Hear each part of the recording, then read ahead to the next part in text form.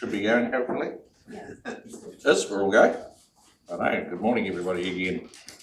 So Rick's going to open the meeting for us this morning. Actually, I've asked my more eloquent better half Oh, get us still. open the meeting for us. Welcome along, Steph. I'll just make this brief so you guys can get on with things. But good morning to everyone, and thank you for having me here, Rick, to do today's opening. Seeing now as you're in your second term, I honestly thought I'd never get the opportunity, but to be fair, I think you're more concerned about what I was actually going to say here, rather not so much what I was going to say here, but whether or not whether I was going to be on time. So we're off to a good start. But jokes aside, this does feel like a pretty important time for local government. Following last Thursday's community meeting, it's clear that there's a lot of interest and strong feelings around the conversations of amalgamation and what the future looks like for Waimate. I know today's meeting itself isn't necessarily about the Head Start or amalgamation, but those discussions are clearly on the horizon for you all. When the time comes, I hope Waimate approaches them with confidence and continues to speak strongly to the people and communities that make our district what it is. No matter where people stand on an issue, I think we can all agree that our community deserves to be heard. From what I've seen, this council approaches difficult conversations respectfully, and I hope that continues as these discussions move forward. The conversations held around this table matter because they shape the future of our district and affect the people who live and work here every day. As Richie once said, the best teams are the ones that work for each other, and I think that's a fitting thought to keep in mind as we begin today's meeting. And thank you all for the role that you play in Waimate. Thanks, Steph. Thanks, Steph. Have a good day. Me too. All right, see you all. Cheers. There's no public forum that I'm aware of. No apologies, as we're all here. No visitors that I'm aware of. Conflicts of interest. Council reminded if they have any interest in any item on the agenda, they must declare this interest and refrain from discussing or voting on the item. I'm advised to withdraw from the meeting table. Does anybody have any conflicts in relation to anything today? I think I just need to note the item with the community trust funding. Community Link, where I work, does receive food bank funding from them. We won't be applying into this fund because we have a separate council grant, but I just want to flag that if it is perceived. I'm happy to still be. I would be the same as well.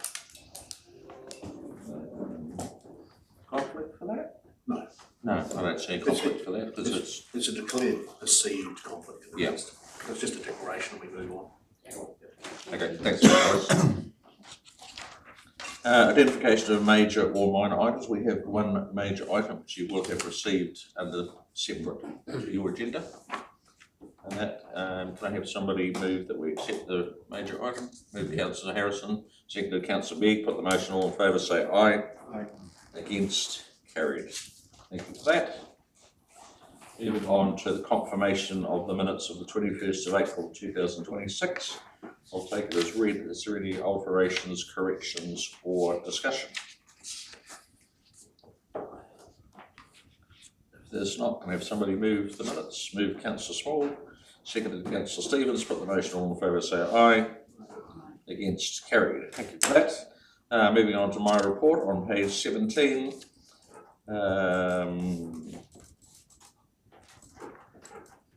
Just the usual stuff on there. Great day out for Anzac Day. Really good turnouts around the district. And that, nice to be out at the Waiho Forks for the Ted's Bottle one again.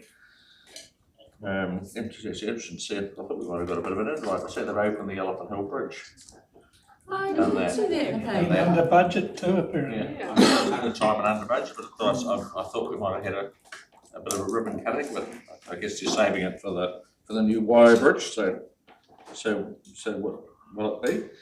Attended the South Canterbury Sports Awards, Lynn and I, the other night, and it was nice to have Tina and Tony with us, as none of you useless ladies wanted to come in with me, so Tony went. So that was fine, and it was actually quite nice because we were sitting with Natalie Rooney and her husband and her latest wee daughter, and that, and obviously the inductee for the Lifetime Achievement Award went to John Macbeth, the commentator, and I think he was stunned when he'd given they'd write him along as the guest speaker, and then at the end of his little spiel, they said, "Oh, and by the way, that's actually not the reason we got you here," and unveiled his picture and that sort of thing. So I think he was actually, for once in his life, at a loss for words. It was quite neat.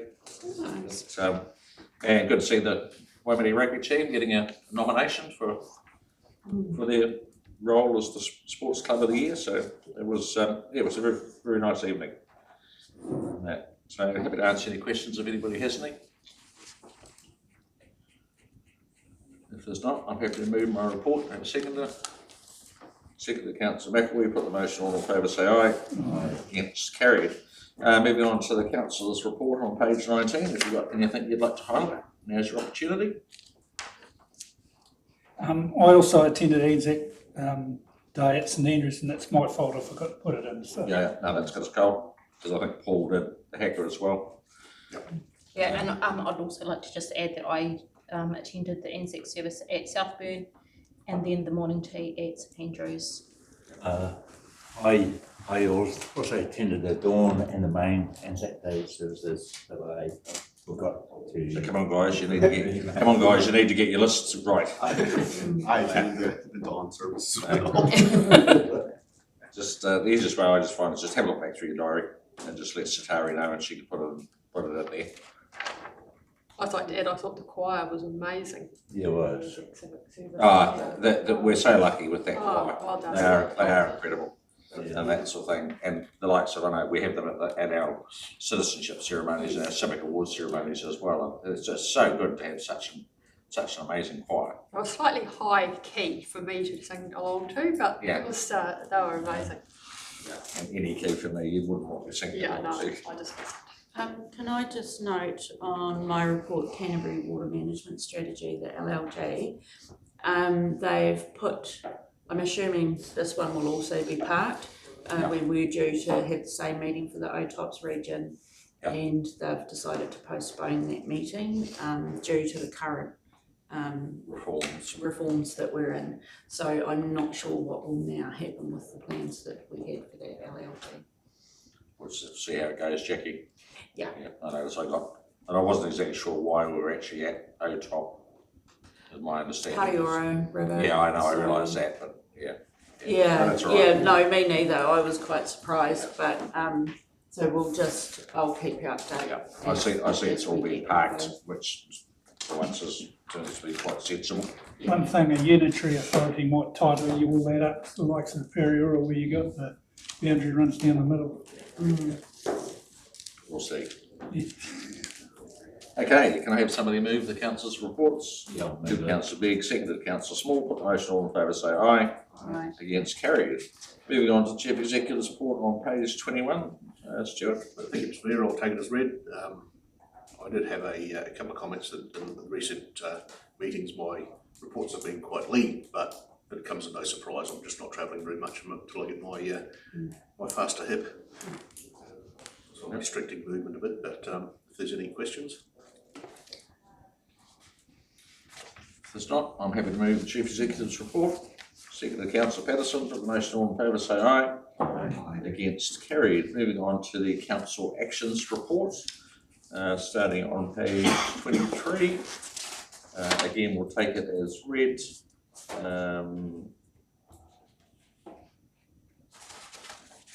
Any questions at all in relation to any of those items? I think the fire one's been settled now. We have had verbal resolution. We are just wanting to now get a draft MOU across to FENS to be signed.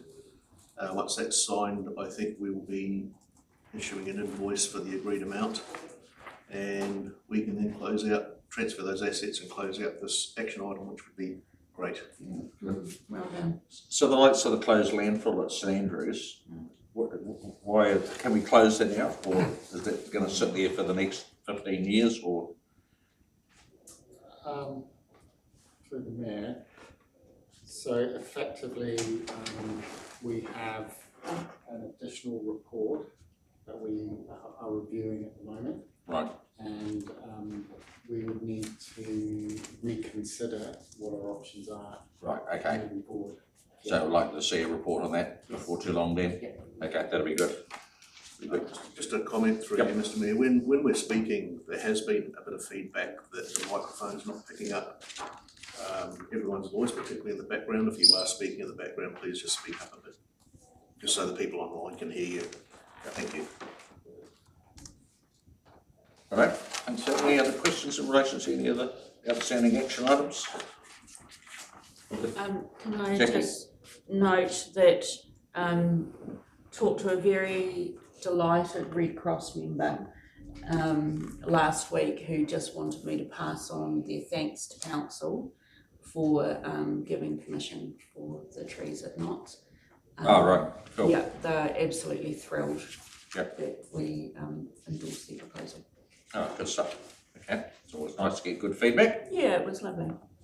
Can I have somebody move the recommendation on page 22, which is the outstanding council action report is accepted? Yep. Move councillor Small, seconded councillor Patterson, put the motion, all in favour say aye. Against, carries, thank you for that. Moving on to page 26, which is the human resources report. Actually, I was just thinking, if these guys haven't met the new junior planner, is he able to come and take it in? You could do. Would you mind doing that for us, Grace? Sorry, Dylan. I should have asked you. Actually, could have dragged in the new junior engineer. He's probably hovering around in his induction this morning. But That's right. sorry, Tim. Sorry, we run on that one, don't we, just to be consistent. It's nice to, put faces to the names. of the new people coming through. If you get to my age and you forget them.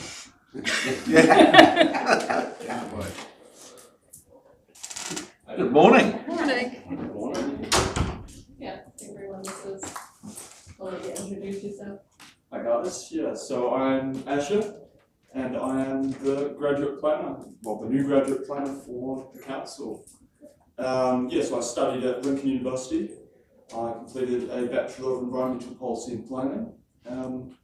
And yeah, I've lived in Christchurch most of my life, but I've come down here to start, so thank you all for having me. No, it's outstanding to see a young person taking up a role in local government. Well, you're looking at me saying that. Yeah, well, you and I are at the other end. Actually, you've been here about 3 weeks now. Yeah, 3 weeks, yeah. So, you're full steam ahead now. Yeah. So hopefully you're enjoying it, Asher, and I know you've got a great team to work with. So hopefully they will pass on all their knowledge to you, so that you can eventually one day maybe step up to the role of a senior planner here at whatever may be here. Thank you. No, nice to meet you. Welcome. Yeah. Well, everyone do. Now that we've embarrassed you enough, you can hear them. Thanks, Grace. Okay. Well. Oh, God. Yeah. Get the next one, yeah. Morning all. Morning. I tagged my report as read. Any questions for Grace at all? Just hats off, well done to be filling some of these roles that have been really challenging. It's really nice to see some progress. Feel for you, it's going to get tougher, so. Yeah, I think it's just really pleasing that we're obviously seeing still really good applicants coming through for the roles that we are advertising. And that obviously, we're interested to see how that plays out over the next 6 to 12 months. So I think it's going to be a challenge at times, but it's really great to see the likes of young Asher, and I know there's a few other roles that have been filled that it's really good that we're still getting highly qualified staff and wanting to come and work for us. I think that says a lot about the organisation and the leadership, so it's great. Communications advisor coming down from Christchurch today for a second interview. Oh, good. So I'm about to meet them, so. Oh, great. Yeah, when I pop out. Yeah, it's good. Oh, That's great, that's excellent. That's a quick turnaround, well done. Oh, thanks for that. Okay, there's no questions for Grace. I've got a recommendation on page 27 that the Human Resource Manager's report is accepted. Move Councillor Guildford, second Councillor Begg. Put the motion, all in favour say aye. Against, carried. Thank you, Grace. No audit and risk committee report this time. We're on to page 29, the general reports, which is the quarterly treasury dashboard report. Good morning, Tina. Okay, so item 16.1, Bancorp's quarterly treasury dashboard to 31st of March. Similar format to previous reports. The debt at the time that we prepared the due item was 5 million. However, I did note in point 13 in the report that we had an additional drawdown of 2.5 million at the end of April. And thank you to Councillor Patterson, who identified a typo. The maturity date is May 2031, not 21. Still can't get my head around talking about the years that we are fast approaching. So essentially with that drawdown of debt, that fixes the non-compliance issue with our policy that was caused by time erosion in maturity dates. So we knew that was going to be the case, so that's been fixed. Just in the general economic commentary, I found it interesting, the stats on the business confidence and how things change so quickly. Obviously a lot going on in the world. For business confidence in New Zealand to fall from 59 to 32 during a month. And then consumer confidence also reducing. It's really made those the interest rate forecasting quite difficult. So I think it's just worth noting there's an increased risk, as I'm sure you're all aware, in the confidence levels of the forecasting of that sort of nature. Are there any questions? I just had one thing on something I've obviously missed out on previously. You run an 80-20 split as a matter of course between fixed and floating.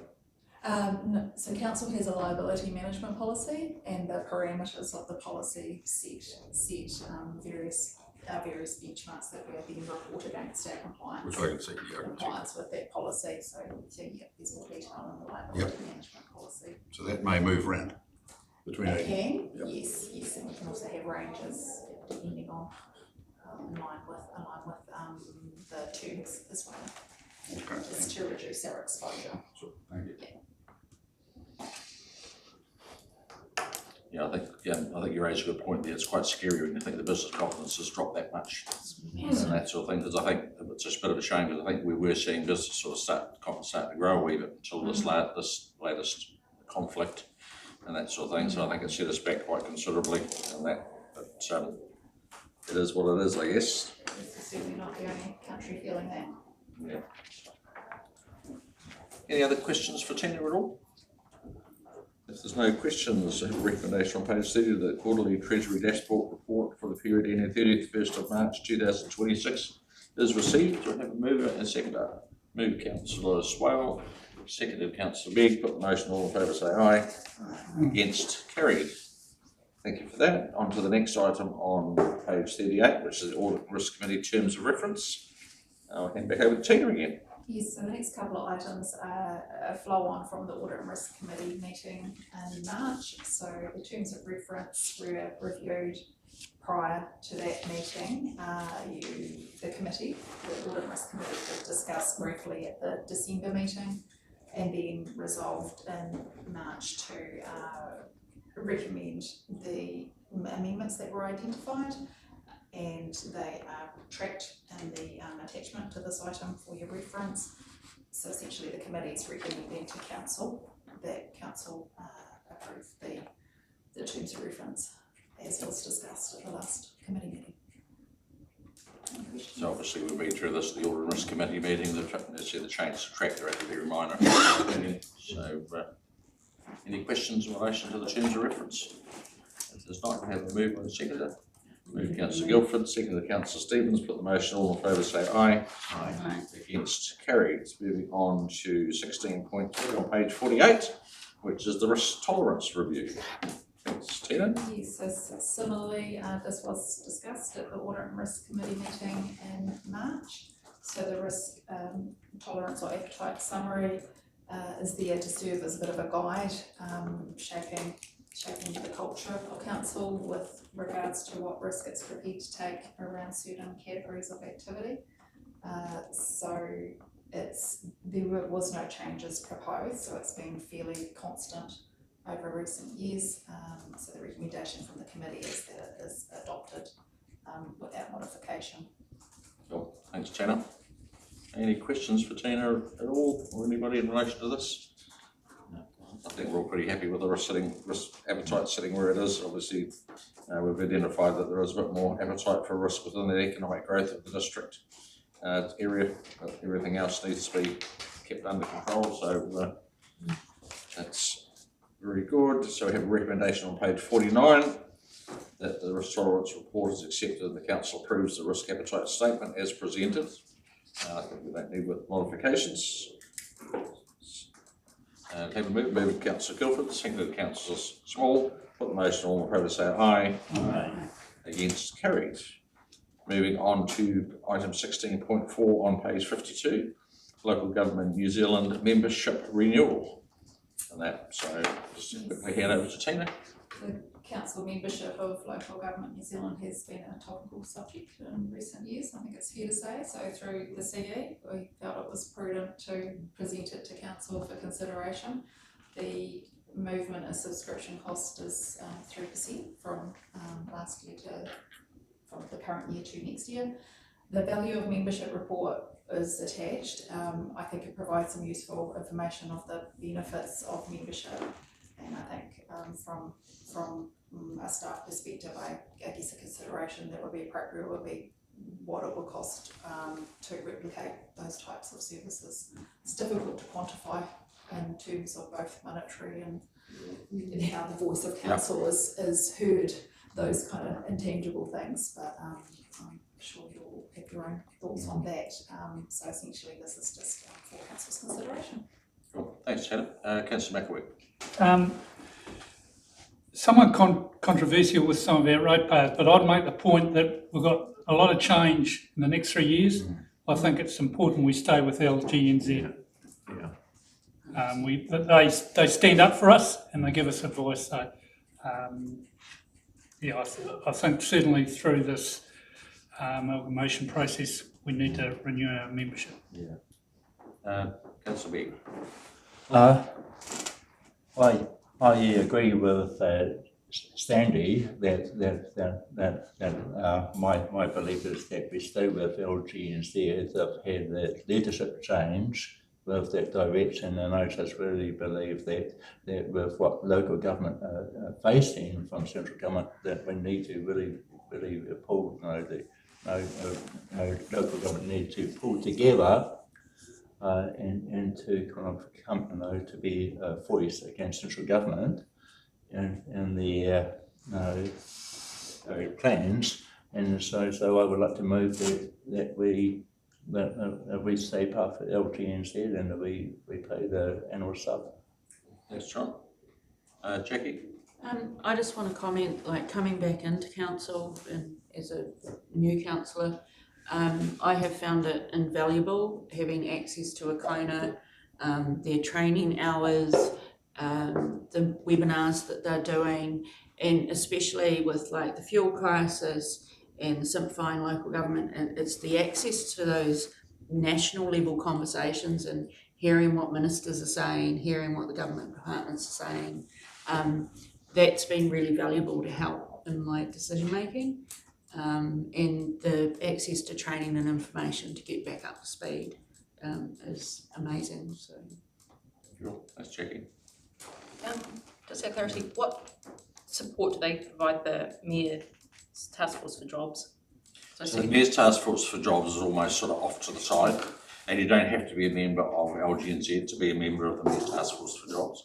But they supply all the secretarial services to the Mayor's and backroom services to the Mayor's Task Force for Jobs, and then obviously the MGFJ, we have a contract with Department of Social Development, and that which does the funding for the work that Deb and all the other coordinators do around the place. So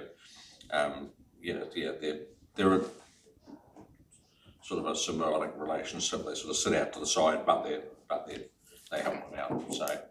But you don't, as I say, you can still be a member if you decide to withdraw your membership from LGNZ, you can still be a member of Mayor's Task Force because it does sit separately. Okay, thank you. That sort of thing. I just say, Craig, I think that in the situations like now with local government, when there's so much churn at a national level, these organisations have become more crucial. Yeah. As a conduit, nothing else. Any other comments, questions? Okay.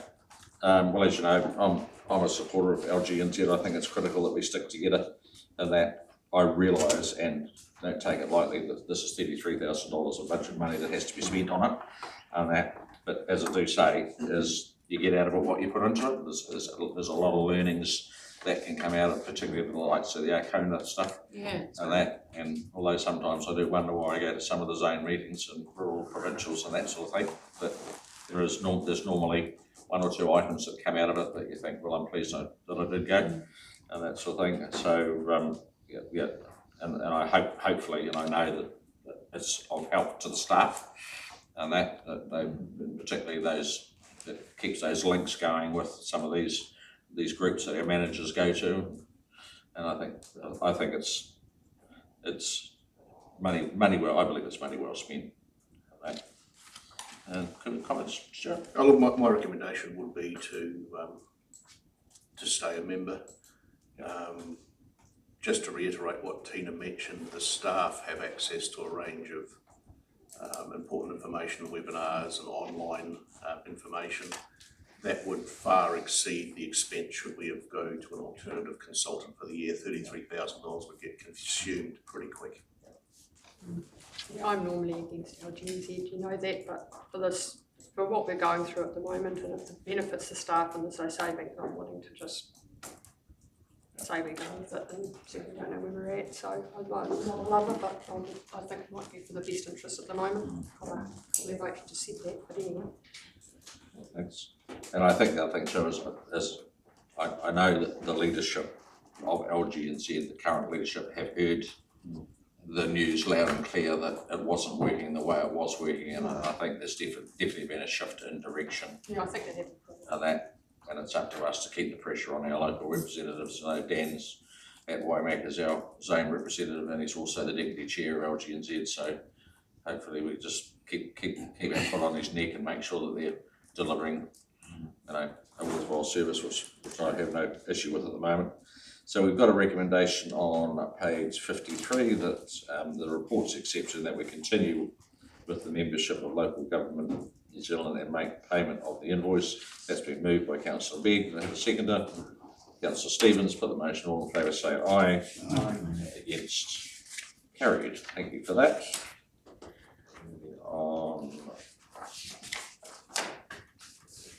Next item is on page 78, which is 16.5, which is a risk pool update. Yes, so Tina, back again. The latest update from risk pool, so some of these matters will be familiar to you. So the litigation that surrounding the claims for the weathertight and non-weathertight issues, the court is still yet to provide a decision. So that's just an update there. Reinsurance risk pool will continue to keep us updated there as that progresses. They're not able to give us any advice on the value of any future calls that they will make on us. So I just wanted to note that we have not provided for any budget for what we don't know. Yep. They've kindly given us some wording for our annual report, our contingent liability disclosure. That's something that we're looking to fulfill there, so that's great. They've shared that, and also advice of their AGM in June. There's a formal notice to follow, but there is a remote attendance option should any elected members wish to have an interest in attending to have a listen to that when the time comes. Thanks, Tina. Any questions for Tina at all? Are we one of the councils that have provided concerns? Are we one of the councils that? For the trustee consultant, there's 64 councils, there's 11 councils that haven't. Oh, no, we did, yes, we did. Yeah, that came through council and that was passed on, yes. So through you, Mr Mayor, this goes nowhere until the litigation is complete. Yes, that's my Pretty much. understanding, it's, Because they are winding up, but they need to satisfy all these matters before the courts, before they can do that. Okay, got a recommendation page 79 that the risk board report is accepted. Move councillor Begg, second councillor Guilford, put the motion, all in favour say aye. Against, carried, thank you. Moving on to 16.6 on page 83, which is the appointment of Territorial Authority representative to the Southern Biosecurity Advisory Group. Tina. it's, the name's can be a bit of a mouthful, but the Biosecurity Advisory Group, we've had Councillor Beck as our representative. The history's been included for your information, so that first started in that role in 2023. That was ratified by council. There's just because of misalignment between the terms of ECAN's appointments and councils, there hasn't been any formal ratification of John continuing in that role. So this item is twofold, that it's just to note the continued appointment of Councillor Beck on the group through to 30 June 2026. And the secondary consideration was that ECAN has signalled that it would be appropriate for council to start considering what representation they may require for the 26 to 29 term. I say this knowing that there's a lot of uncertainty. However, that was what was requested. So in the latter regard, potentially that Councillor Beck as the representative may have some feedback for you to consider if you believe ongoing representation is required, and then where that might fall. Okay. So I'll leave it to you to discuss. Any comments, John? No, not. So you've been on it for a while now, haven't you? I've been on it since Since its inception. So the meetings that's normally go once every 3 months, and the group consists of 2 council reps from Timaru, Mackenzie, and ourselves. And the rest is community appointed reps, and the main aim is for the group to be a conduit between the biosecurity team and the council and the people, and we also look at some of their work and give recommendations. So it's just a community consultation group. It doesn't have any power, but it's just working together. And I've learned quite a bit about golden clams and other nasty plant species. But so if the council wants to put my name for it, I'm very happy to still be the rep. Most of your meetings are online? We meet in Timaru, so I've been either car sharing with Rob Smith or just hanging a council car up on that, yeah. We've got our next meeting next Monday in the event centre for Waimate. And I'll be taking them through Kelsey's Bush. Any questions for John? I'm happy to second. Ladies, do you want to see this? This man catches more varmints than the Woolers put together. Yep. Alright, so the recommendation on page 84 has been moved by Councillor Harrison, seconded by Councillor Small. Put the motion, all in favour say aye. Aye. Against, carried. Carry on the good work, John. Thank you, Tina. Moving on to item 16.7 on page 88, which is the 3-year pilot program community funding. Stuart. Thank you, Mr. Mayor. I'll take the report as read. I think it's fairly straightforward.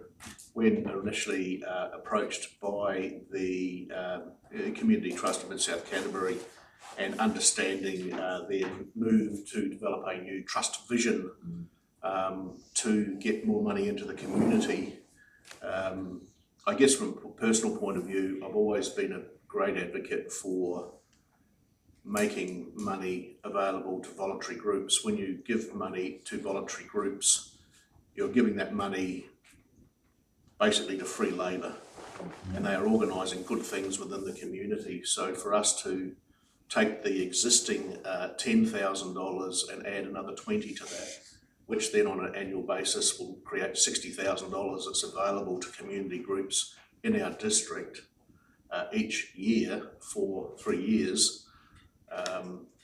Sort of economists will tell you that when you give $1 to voluntary groups, there's a multiplier of 4 or 5 or 6 times. So I thought it was a great opportunity that I guess I'm able to fully recommend you approve it, unless there's any questions.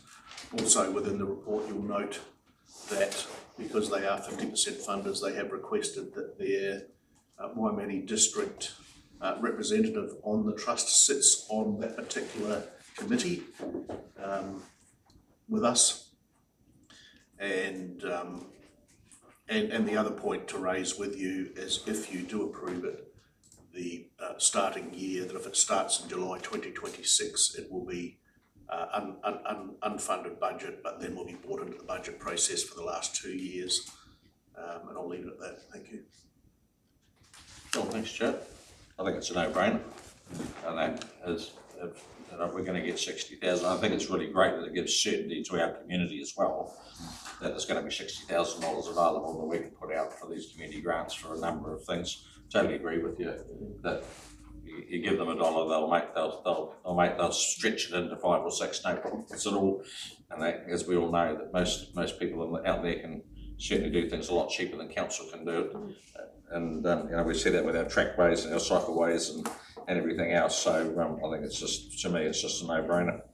My last comment, Mr. Mayor, so I do apologise. The last thing I was going to mention is, up until probably last year, we weren't getting our grants fully subscribed, but I think, Nicole, they are overwhelmingly subscribed now. Yeah, the creative arts, we had 14 applications and 1 fully oversubscribed.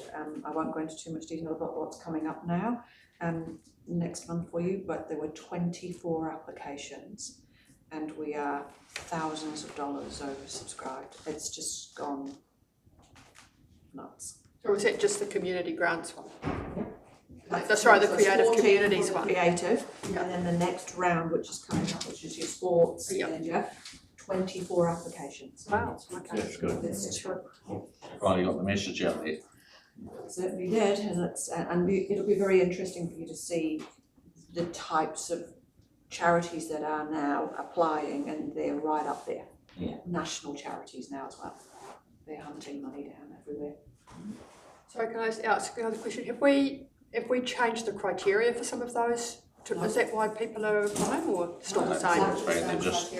I think people are just becoming more aware, and as times are getting tough out there, and that where a lot of groups may also held back because they had a bit of money in the bank or something like that. I think times are getting tough. They're now reaching out to us to get help with these projects. So, as I said, I think it's a no-brainer when you can take. Craig, I just did notice here, it does say in the purpose paragraph, annual dollar per dollar basis up to 30 grand. I'm assuming that if we put in 30 grand, that they're going to do that. Yes, there'll be matching funding, yes, from the trust. Yeah. So we're going to allocate 30, they're going to do the same, which will give us a pool of 60 to then allocate out to groups within our community. Yeah, it's hard to see the downside, isn't it? Yeah, well. So was it previously just 20? 10. Just 10, and then you made applications, different community groups would make applications to Mid and South Canterbury Trust for funding for different things, and it was a bit sort of, like they've done some fantastic work, they've funded a lot of stuff within the district. I guess just sort of pulls it back to us allocating our funding. Only question I had was, I think we should start as soon as possible, but that would be then unallocated for budgeting. There's no concerns there? No. Right. And just one comment based on what you just said, Mr. Mayor, is that the creation of this doesn't preclude the access to the Mid-South Canterbury Trust and those other matters. Yeah, it doesn't dry up that line of So funding. that's still available. Yeah, That's good. I think that's the thing that's really important. I mean, for me, it's a no-brainer. This is local decision making at its best. Community trust are just empowering, like $60,000 coming into community funding for projects in this community is phenomenal. Like, that is an absolute game changer, especially for some of our smaller groups. I'm really excited about this. And yeah, that access, it doesn't stop you applying to all of the other funding, but some of our big funders like lotteries and COGS and stuff is getting tighter and tighter and tighter. So to have this opportunity available for our community is more important now than probably it has been for the last 10 years, because it's getting harder to get funding through some other channels. Can I make a quick comment to Yeah, that sure. too, Ms. Craig, that not only is it getting harder, but groups now, because of the complexity required as part of the grant applications, are actually having to hire people to write these grant applications on their behalf. And you have to declare it if you do. Yep. And you have to declare it if you have engaged someone to write that for you. Oh, do you? Yeah. Yep. And so I think things are, I just think it's sad. Yeah. So This is an opportunity for us to at least have full control. Yeah, that's good. Would have been lovely for the charitable foundation to have had this money given to them so they could carry on, but it's a little too late, I suppose.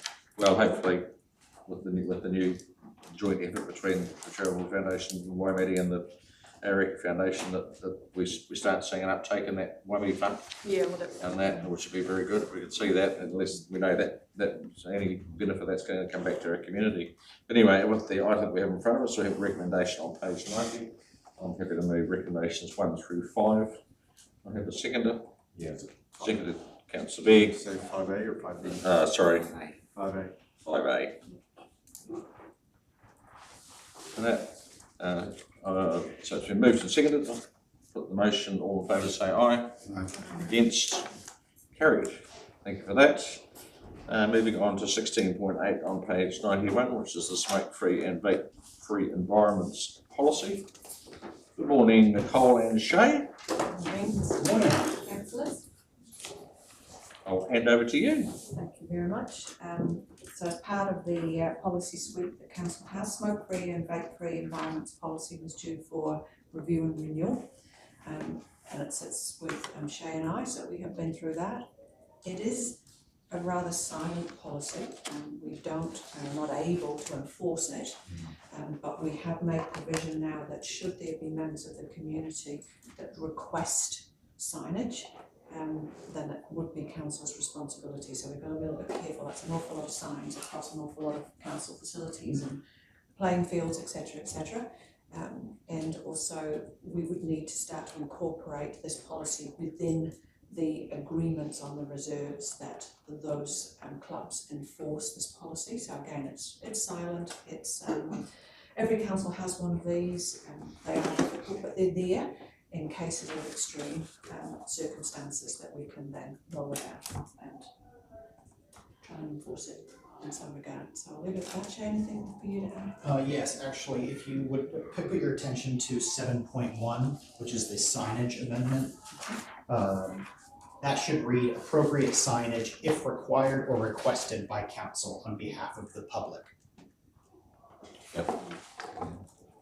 And so I think an old copy of that got pushed onto the agenda, and so that just needs to be noted in the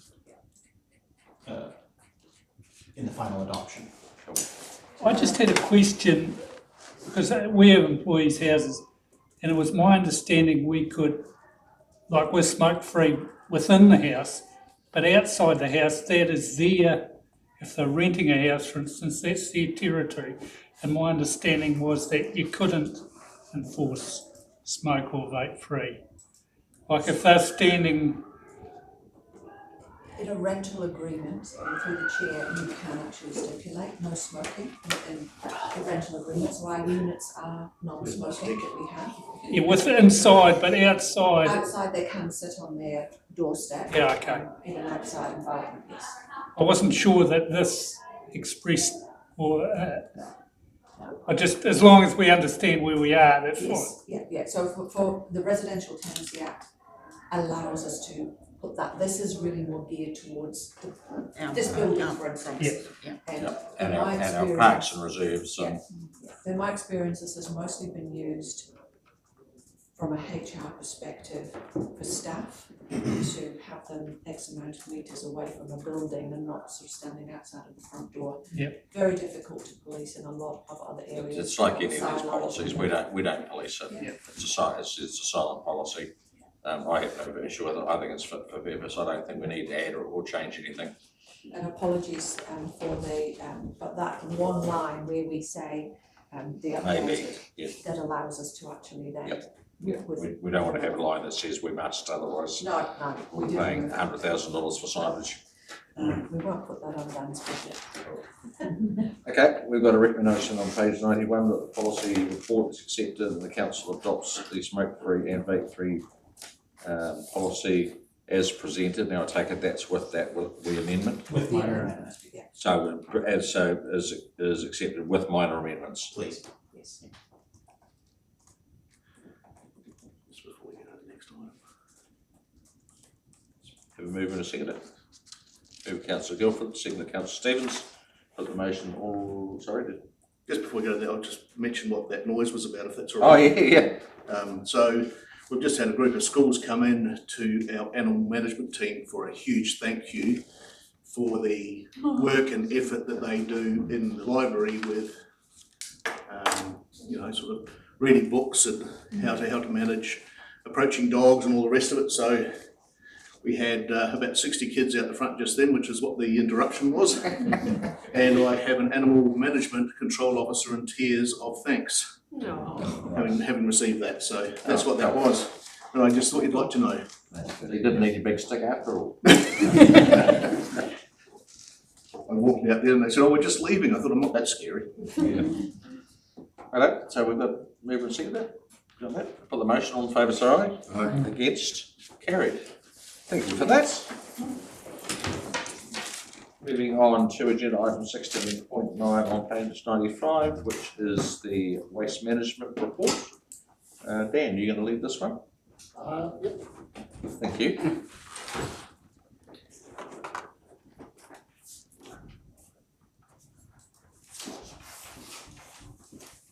Take the report as read and happy to answer any questions that may arise. Cool. Thanks for that. Questions for Dan in relation to the report?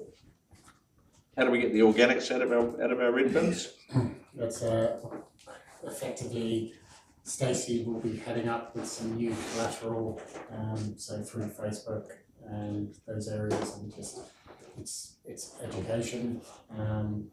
We have been looking at kitchen caddies, so giving people something that they can actually put that organic food waste into, just to try and get the thinking to divert.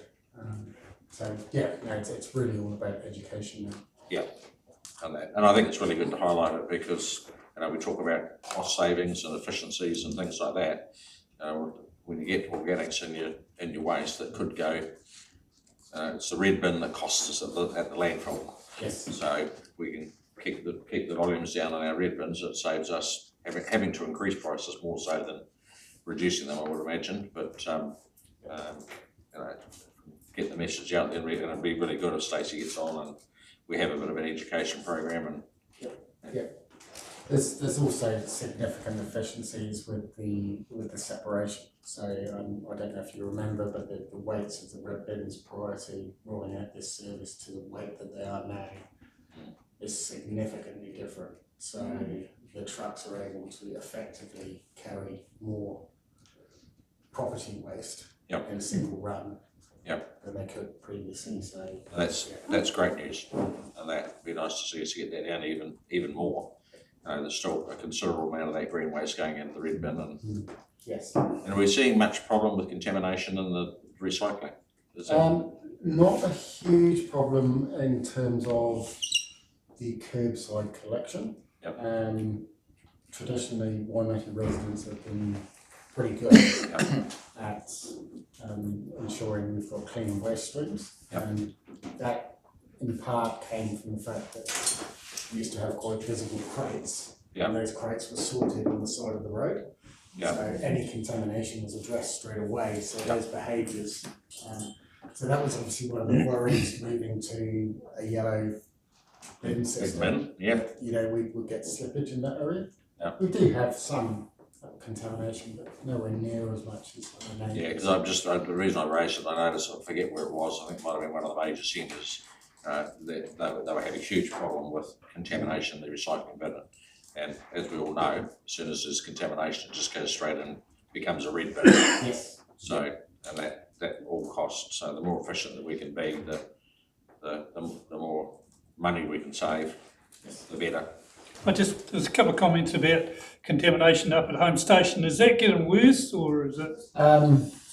Whether it's, I wouldn't say it's getting worse. It's always been quite bad, is it? It's continuous at that location. So Stacey is looking at opportunities for CCTV to be located at some of those sites.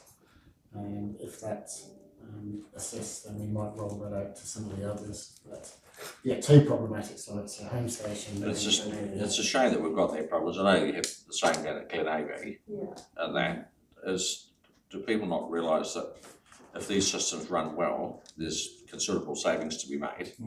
And that's saying, well, considerable costs that we can avoid. Yes. When we get the contamination like we're getting, and the likes of, and I know that the Glenavy one in particular, quite often it's not our residents. Yeah, both on the boundary. I think they're both on the boundaries. Yeah. But it will come to a stage that if it's not working, we will have to reassess whether they're viable to have there, and that sort of thing. So I just wonder whether or not with those two sites, and definitely certainly the Glenavy ones, whether that would be moving it to a more populated, and I know that's not ideal, but a bit more populated, because it's quite out of the way. And if you've got it sort of a bit closer to town, you may have more eyes on it as well. well, I know we did that at St Andrews, which helped Made a difference. and that sort of thing. Yeah, I did wonder with Home Station whether you moved it further away from the boundary, but where is the question? Yeah, that's the problem. Yeah. In an ideal world, we'd have it fenced and all the ratepayers in the district would have a swipe card. Yeah. And only they could use it. And that would cost us a bit. Sorry, can I just ask? Yeah, certainly, Paul. Sorry, Yeah. I'm really noticing this at Wyedowns, but it's still anecdotal, but since they've started building that bridge, there's cameras everywhere. I'm not seeing the stuff lying around anymore. So how much assessment's needed to get these cameras up and running? Oh, I think it's a question of knowing what solutions are out there and how we're going to use the information. So Council has a policy in terms of CCTV footage, and that is that you fill in a form, you request footage from a particular point in time, and that's assessed, and then the footage is released. For the likes of sites like these, and potentially for sites that need a high level of protection. When I say that, I'm talking about water treatment plants. That it's more of an active monitoring. So we've got to work out what the best solution is for those sites. So at the location you're talking about, they've got a great solution there. It's completely self-contained. It's got its own solar panel on it, and effectively they're probably getting triggers every time there's movement. And the fact that that's sitting right next to our recycling depot is awesome. Because I think anecdotally, you're correct. Yeah. It's just to give people the message that if you dump, you're probably going to get sprayed. Yeah. And it's somehow. It's always difficult. You can have footage, but actually trying to connect that to Yeah. The actual refuse can be really quite difficult sometimes. So, for example, you know, if someone was to drop some rubbish at the side of the road and it had an address in it, and we know the address, if we go back to that person, they can say, actually, I paid Joe Bloggs to take that to the Timaru dump on my behalf, and we've got no. Yeah. And we know that's always been a challenge, actually, tying anybody into it. Yeah. Never see a big flashing light at the dump, but every time someone goes there, it starts flashing red and big signs that you're being watched. You got Big Brother. Any news on the battery recycling at New World? We're just waiting to hear back from you. Haven't heard back from you. Yeah. Sorry. John? I was just going to ask that question about batteries. I know it's a bit of a risk with them because of the fire risk and. That's right. Yeah. So the arrangements that, or the documentation that comes with that is to someone like a New World operator, they would be looking at it and thinking, do I want to take on this risk? Yeah. Even though there is mitigation in terms of, there's heat sensors inside the container, and at the end of the day, New World is quite a significant asset for this.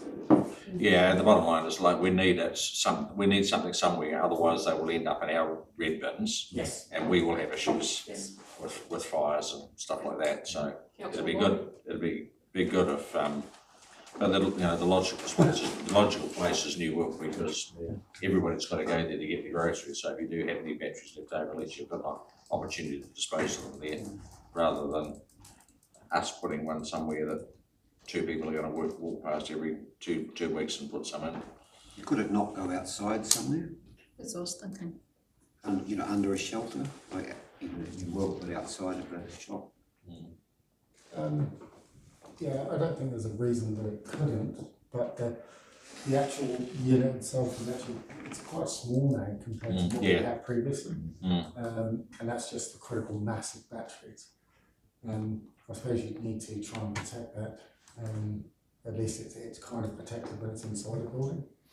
Yeah, the problem we found too was with bins is people tend to put qualified stuff into them. We've seen that with the clothing bin. That it was a great service until somebody decided to use it for their general household rubbish on a regular occasion, and then we lost it. So, okay, let's just keep working with New World, and hopefully we can come up with a solution. Hopefully they'll do that. Also, could I please ask? Previously, you sorted the batteries before you put them into the containers. How's the sorting done now? Is it they just all go into one? It's all into one. And someone else sorts it. Yeah. We still separate at the Resource Recovery Park, however. Any questions for Dan at all? If there's not, we have a recommendation on page 97 that the waste management report is accepted. Mover, Councillor Guildford, seconded Councillor Small. Put the motion, all in favour say aye. Aye. Against, carried. Thanks, Dan.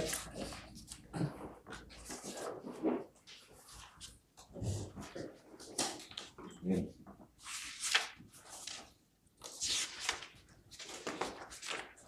And that's it. Major items. So we'll move on to the separate major item that we have, which is in relation to the government Head Start reorganisation strategic direction. Stuart, do you want to start to kick us off? Yeah, if you wouldn't mind, just with your indulgence, I just want to put something I probably should have added to the report. It's about, I think it's just good information, but I'd just like to spend a couple of minutes reading this, if that's okay. So it's an assessment of the significance. After writing and submitting the report, I thought about at what time do we stop sort of investigating and assessing and become more certain about the future, and at what point does it sort of start to impact upon significance and engagement. So in accordance with Council's significant engagement policy, sections 70, it's not in the report, I'm just reading this off a new one, sorry, I do apologise, I didn't add it. 76 to 82 of the Local Government Act 2002, the proposal to enter into exploratory discussions with neighbouring councils under the government's Head Start process. I assessed it for its level of significance. The decision before council is limited to whether to participate in preliminary discussions and does not commit council to any form of amalgamation or structural change. As such, the immediate impacts of the decision are considered limited, with no direct effect on current service levels, rating requirements or council operations in the short term. However, the decision has potentially high strategic implications, as participation in the Head Start process may lead to the development of options which could significantly alter governance arrangements, representation, service delivery and funding models across the district. The factors of assessment within our policy are strategic impact, alignment with existing plans, public interest, reversibility and impact on key stakeholders. Taking those factors into account, the decision is assessed as having a moderate to high significance, noting the distinction between the limited immediate impact of entering discussions and the potentially significant downstream implications of any future proposal. So the engagement approach, should we then decide at the end of reading the major item and making a decision to engage, the purpose of the significant engagement is to determine the appropriate level of community engagement around the decisions that we make. In conclusion, whilst the decision to enter a discussion is not in itself a scale requiring formal consultation, it carries significant strategic importance and public interest to warrant early, transparent engagement with the community, which we already started with a public meeting last week. So this approach ensures that council maintains public trust and confidence, aligns with principles of section 82 of the Act and retains flexibility to scale engagement and appropriate. I just thought it was important to be reminded of those things as we move forward and how far we get down if we choose to do so in negotiations with the reorganisation of local government.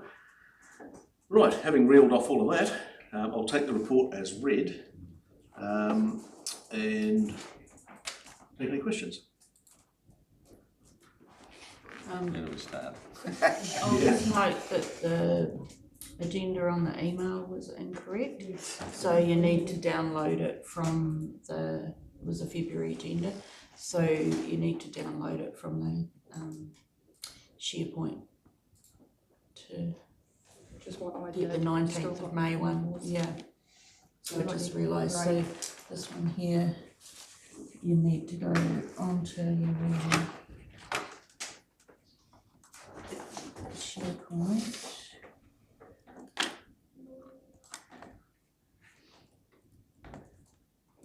Maybe 5 minutes late. Yeah, well, yep, To sort that out, so we Yep. can get onto the, It's on the website. so everybody's got the right agenda item? yeah, So that's on the website. it's on the website. This should probably be easier. Right off the website. So I didn't follow that, so which report is incorrect? The urgent report The is urgent report. Tuesday the 24th of February. Was about the water, Yeah, not about the Head Start. Oh, okay. Yeah, that's what I do. So it's on the SharePoint folder, and it's right down the bottom if you go into meetings and agendas. So everybody's got the right one now? Yeah. Not yet. Happy? Anybody not happy? Don't do that shit. It's probably easier. Oh, I've got one option point. Did you go under ordinary and extraordinary council Yeah. meeting? Yeah, and then it's right down the very bottom. Yeah, okay, because I got one and it came up 4 days ago. Yeah. My apologies, councillor. No, that's right. That's cool. That's fine. Yeah, I've got it now. Righto. Thanks for the report, Stuart. Great information. I look at the particularly item 6 when we're talking about, from 5 and 6 when we're talking about the voluntary process. And I notice there's been a lot of media about with the minister saying this is a voluntary process. I'm sorry, but this is not voluntary when you have a backstop process in place that says either do it or we will do it to you. And that I do get annoyed when I see that. I think obviously we had a clear mandate from the people at last Thursday's meeting and on our approach around we need to be part of this conversation and that sort of thing. I totally agree with you around the significance thing. I think all we're agreeing to at this point in time is we need to be around the table, we need to be part of this initial get together. We have given an undertaking to our ratepayers and residents that we will keep them up to date, which we will do. And obviously, as we flow through this process, I can see we're going to have regular updates on our website and Facebook pages, so that I don't intend calling a meeting every second week in the event centre, but what we'll do is we'll keep everybody up to date and encourage everybody to get on to the notify me and that sort of thing, so that we can send out updates and things like that. I think that the recommendation here is we're doing what we said we're going to do. We're going to act in good faith, and we're going to go along and we're going to participate in the early meetings to see where this leads, and as it moves forward, we will keep our public informed and as best we can, and play this game with the best interests of our district at heart. So I don't know if anybody else has got any comments they want to make or suggestions or. So through you, the basis of the report was simply to have something on record that we agree to. Yeah, absolutely. That's great. It covers everything fantastically. I really appreciate, clearly laid out, got some steps to consider along the way. For me personally, I detest this process. I do not like or support the way that the government is approaching this. I think the 90 days is absolutely ridiculous, and I'm concerned that we'll be committed or locked into something that may have really negative ramifications for our district. However, with all of that frustration, the only thing that we can do as a council is get around the table and fight really hard for this district to get the best outcomes for our community. We have to have a voice in it. Yeah, agreed. Any comments?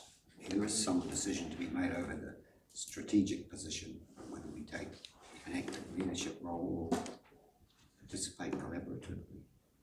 I think we've got to take a leadership role in working collaboratively. Yeah. I think through you, Mr. Mayor, that everybody will be at the table as equals, and we'll have to ensure that that's the case. In terms of communicating with the public, I would assume that if this progresses and there are a coalition of willing, that there'll be generic sort of media coming out. Yeah. But we want to make sure that the local appetite is satisfied for information as well through the joint comms teams of the participating councils. Yeah, no, I would have just, I've said it before, but I agree with Jackie. I just think it's a authoritative approach. This is what you're going to do, but it would have been nice to have had the ability to choose other options that may have been more appropriate for our districts. We just, we're going down paths we've been down before that haven't worked. Are we doing the same thing? ECAN hasn't worked because of its size, because of its numbers, and now we're wanting to do the same thing. We want to go bigger, and bigger just doesn't always work. We're all unique. Yes, we can have efficiencies, we need to have efficiencies, we need to be more efficient, but so much stuff's been brought from central government to local government that we don't actually have a democracy anymore. We just have us following central government's rules. And I don't see how this is going to get any better. So actually I'm blue in the face, I don't think it's going to make any difference obviously, but we can't just sit back. I agree, we can't sit back and do nothing. But we do need to be really strong and take our community with us. I think the big thing for me, Lisa, is that this is one size fits all across the whole of the country. We need to take the opportunity to modify that to get the best result for our district. Yeah. And it won't just be for our district, it will be the best result for our region or whatever the model looks like, because we've got to think bigger than even just our district. because once this new entity is set up, our ratepayers will be part of that new entity. So it's really important that we look at the what this new entity is going to be, and it's the best result also, not just for our ratepayers in Waimate, but also for the region as well, because this new entity, whatever it may be, is going to have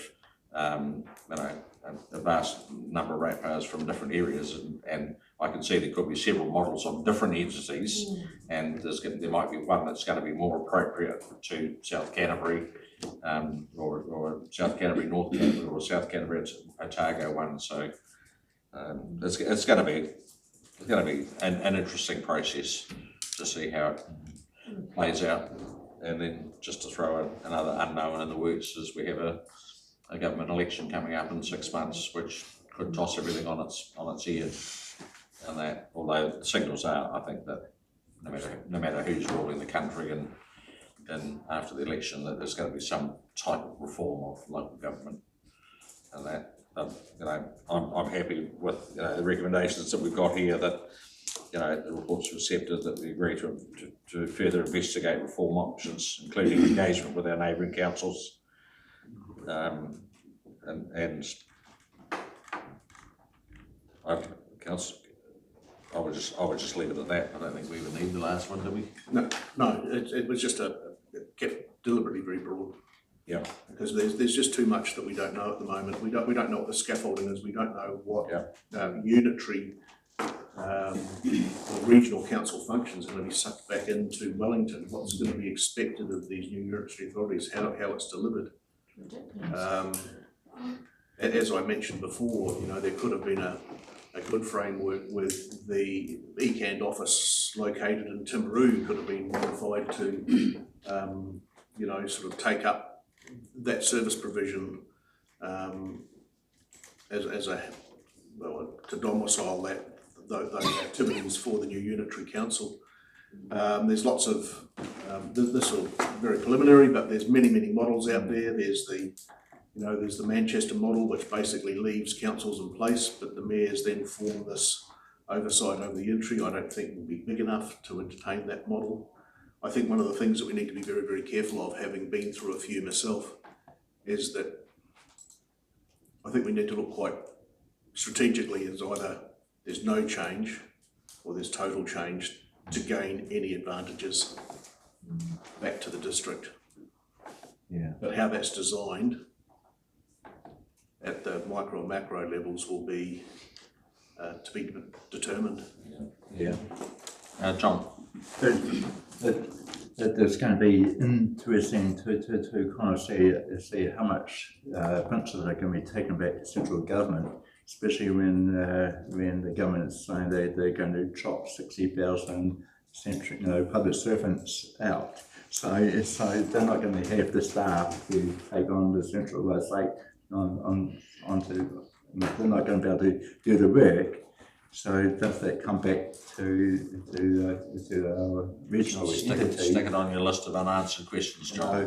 The government has not thought things through, and they've just dumped us into it and dumping our ratepayers to pay the bill, which is, I can't think it's a totally dishonest thing of the central government. All right. Well, I'm happy to move recommendations 1 and 2. We're doing what we said we're going to do, which is participate, and we'll keep everybody informed as we move through. All right. Have a seconder? Yeah. I'll second the Councillor Beck. I'll put the motion. All in favour, say aye. Aye. Against? Carried. Thank you, ladies and gentlemen. That's bring the meeting to a close. Excuse me, Mr. Media, want to move into public excluded first and. Oh, sorry. Assess the live stream. Yeah, I'll move we go into public exclusion. Thanks, Sandy. Seconded Councillor Small. Put the motion. All in favour, say aye. Aye. Against? Okay, now the camera can go off. Just give it a couple of minutes, make sure the camera is off.